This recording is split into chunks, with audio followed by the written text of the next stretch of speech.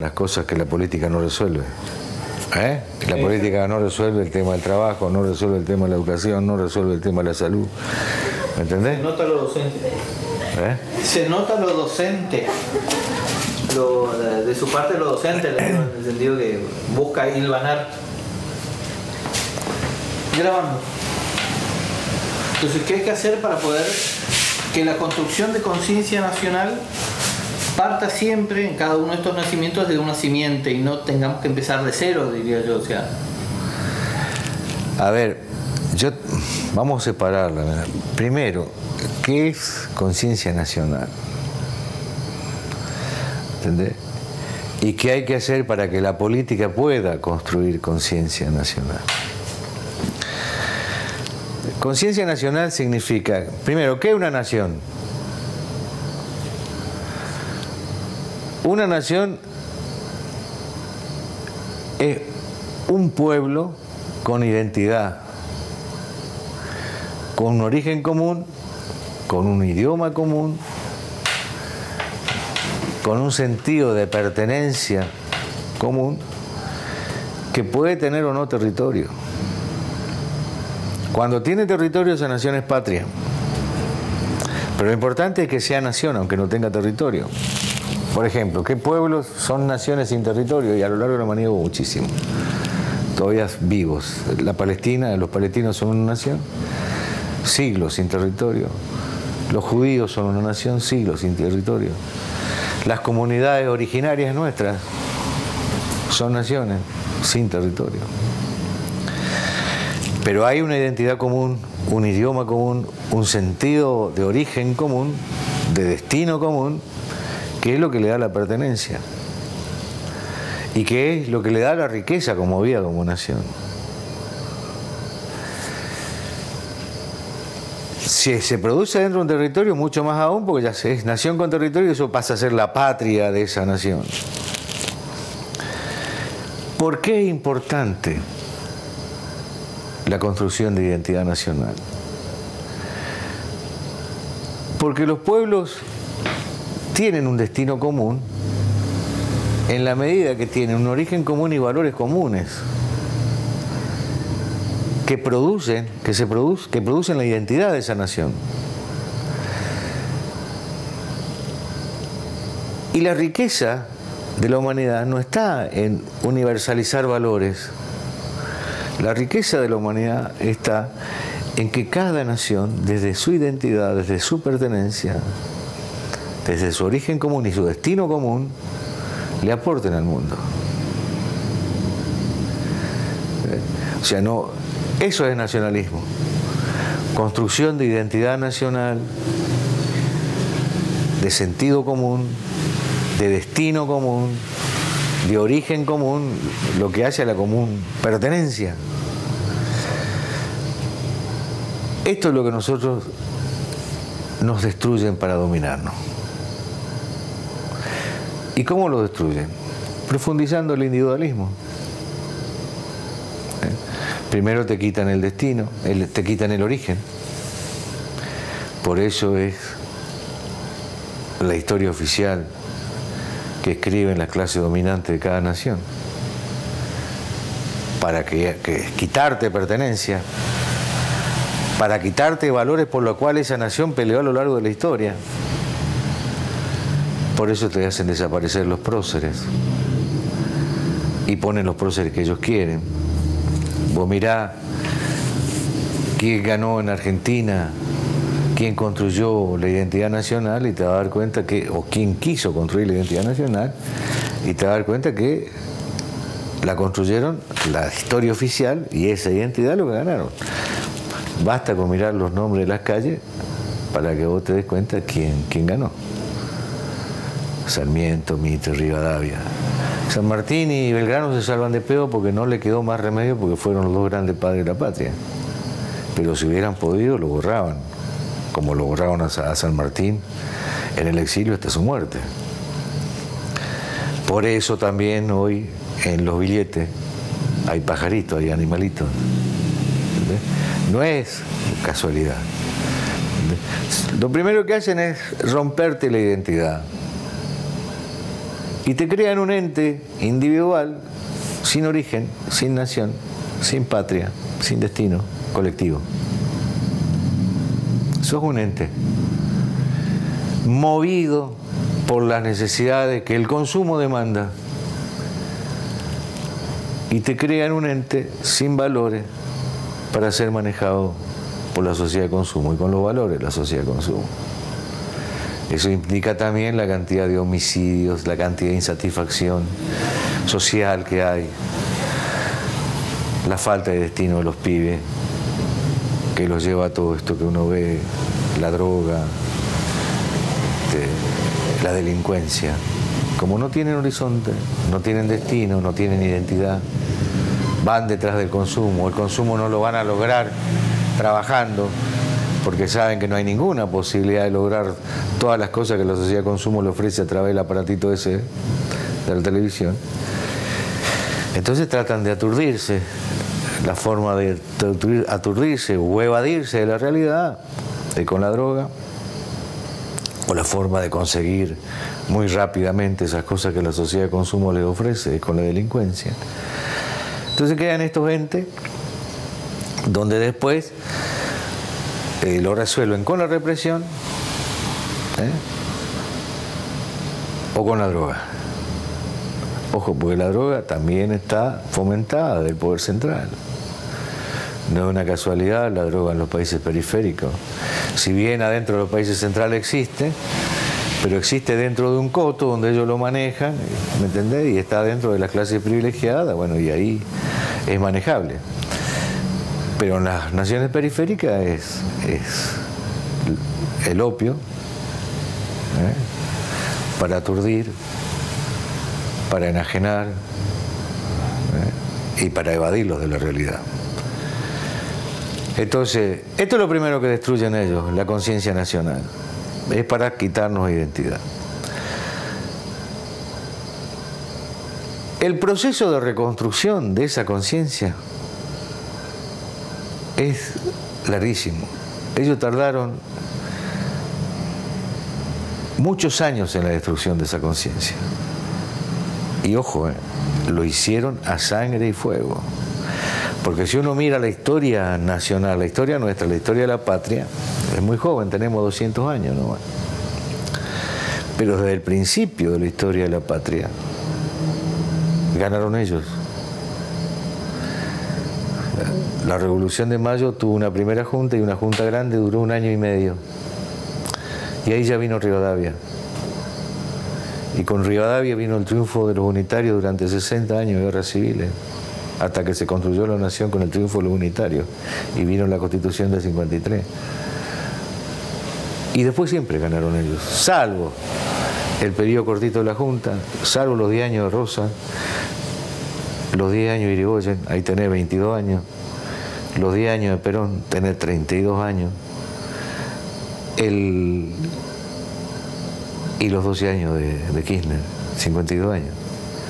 El resto, que fue, esos 50 años son de recuperación de la conciencia, el resto es destrucción de conciencia nacional. Lo del peronismo, los 10 años del peronismo fueron muy fuertes en la recomposición de conciencia nacional. Fueron tan fuertes que caló en el grueso de la sociedad y en lo profundo de la sociedad. Por eso también explica lo que les costó en sangre destruir esa conciencia. ¿Qué es lo que tiene que hacer? Entonces ya nos viene la pregunta, ¿qué tiene que hacer la política para reconstruir la conciencia si nosotros en los 12 años no lo pudimos construir? En los 12 años no lo pudimos construir porque cuando viene el proceso de kirchnerismo, la militancia en general estaba destruida. Eran seres individualistas con algún poquito de conciencia que iniciaron el camino de distribución de riqueza y de distribución de derechos, que son las conquistas de derechos durante todo ese proceso. Pero no se encaró la reconstrucción de conciencia porque no se vio. No se lo vio como tarea dominante. o como tarea importante, ni como necesidad tampoco, porque la reconstrucción de la conciencia lo primero que hay que hacer es primero tener conciencia y después dar testimonio de eso. Y ahí donde en tema del testimonio uno ve con claridad todos los malos ejemplos que tuvo el kirchnerismo, de los cuales se valió el poder económico para repechar, para ese repechaje, ¿me entendés? Y destruirlo. Entonces esos flancos no hay que darlos más. La corrupción es uno de esos flancos. ¿Se puede pelear contra la corrupción? Se puede pelear. ¿La corrupción es un fenómeno del kirchnerismo, de la política? No. La corrupción es una enfermedad que atraviesa toda la sociedad y todos los estamentos de la sociedad, de todas las clases sociales y de todos los sectores sociales y de todas las ramas de la actividad económica de la sociedad, incluso de las instituciones más sagradas como la religión o la justicia. ¿De dónde nace la corrupción? La corrupción nace del egoísmo humano, y eso está en todos lados, de la debilidad humana, y contra eso hay que pelear siempre. Yo pongo mucho el ejemplo del cristianismo porque me parece que es válido en esta sociedad occidental y cristiana. Cristo, que era Cristo y él eligió los 12 apóstoles, al que le dijo que va a ser jefe, ese mismo, Pedro, porque era piedra, él se lo negó 3 veces antes que cante el gallo. Otro lo vendió por 30 monedas. Y a la hora de la cruz estuvo uno solo. Y eso que era Cristo, y eran 12. Eso es permanente. La corrupción es producto de la debilidad. Y va a haber que pelear siempre contra eso. Contra la primera corrupción que hay que pelear, o la posibilidad de corrupción que hay que pelear, contra la debilidad humana de cada uno de nosotros. Cada uno de nosotros tiene un enano maldito, egoísta, ¿entendés? Perverso, contra el que primero hay que pelear contra ese. Bueno, esa conciencia no existe. Una vez que uno domina esta cuestión, se da cuenta del valor del testimonio. Y el testimonio es ejemplo, no palabra. Y es una tarea larga, es permanente, y va a durar todo lo que dure la humanidad, porque es un problema de la humanidad. El tema es que hay que tener los resortes en la política para poder pelear contra eso. Y con actitudes ejemplares. No basta solamente la represión, sino que hay que buscar mecanismos para que los mejores compañeros sean los que representen y expresen esta política. Entonces no hay que culparse mucho por el tema de la corrupción, sino que hay que buscar la forma de ver cómo se pelea contra ella, porque siempre vamos a tener que pelear contra ella, siempre. Hay que entenderla, que es inherente a la condición humana. Hay que entender que la forma de pelear es con testimonios. Entonces, tenemos un corrupto, bueno, eso tiene que notarse como leche, como mosca en la leche. La leche tiene que ser el testimonio global, las moscas tienen que evidenciarse. Entonces, y eso es buscando que la representación de cualquier estructura política, ¿entiendes?, tenga mecanismos para que esa mosca salte en la leche. Pero que mosca la vamos a tener, siempre la vamos a tener. Este es el tema de la corrupción, que por ahora podemos cerrar ahí. ¿Qué otra, te digo por si podemos, qué otra debilidad más tiene la política? Y la política tiene que resolver problemas que no ha resuelto. No resolvió el tema de la distribución de la riqueza, no resolvió el tema de la salud, no resolvió el tema de la educación. En esencia, lo central es que no resolvió el tema de la desigualdad. En el kirchnerismo tampoco resolvimos. Y en todo ese proceso latinoamericano que yo te decía, donde vinimos a distribuir la riqueza, a pesar de que fue el continente que más distribuyó la riqueza durante todos los gobiernos populares y nacionales de la década pasada, siguió siendo el continente más desigual del mundo. A pesar de haber distribuido la riqueza, más que nadie, siguió siendo el continente más desigual. O sea, cuando digo desigual es distribución de la riqueza. Los más ricos son muchas más veces más ricos que los más pobres. ¿Por qué no se resolvió eso? No se resolvió por el poder económico tremendo que acumulaba el imperio. Cuando te hablo del imperio te hablo de la conciencia. En Argentina hubo casos claritos de intento de distribución de la riqueza como de la ley de medios, que no se la pudo aplicar. ¿Por qué? Porque el poder económico se encargó de que la justicia, la propaganda impidieran hacerlo. Es difícil, pero yo creo que si hay testimonios podemos encarar el tema de empezar a resolver la desigualdad. Ahora, la desigualdad no se resuelve solamente distribuyendo la riqueza. La desigualdad se resuelve levantando la educación de los que están excluidos, levantando los niveles de salud de los que están excluidos, porque la primera exclusión, la irrecuperable, se produce del 1 a 3 años. El chico que no comió bien, ese va a ser marginal toda su vida, porque ya viene con las circunvalaciones cerebrales menos desarrolladas que el resto de los que comieron. Entonces hay cosas profundas, y eso tiene que ver con la salud, que la política no resolvió. El tema de igualdad, de nivelar para arriba el tema de la educación, también es profundo. Y la educación no es solamente darle clase, no es solamente de construir edificios. La educación tiene que ver con la voluntad de educar, de construir maestros distintos, de construir contenidos distintos. El tema de los contenidos es un tema profundo, muy profundo. Voy a agarrar las ramas más importantes de la educación de cualquier país de América Latina que haya pasado por proceso popular, y vos te das cuenta que no hay economistas, que la formación económica es toda liberal, que la formación filosófica es toda liberal y que la historia oficial de todos los países es toda liberal. Entonces hay que producir y que, ojo, que son las bases de la formación, están en esas 3 materias.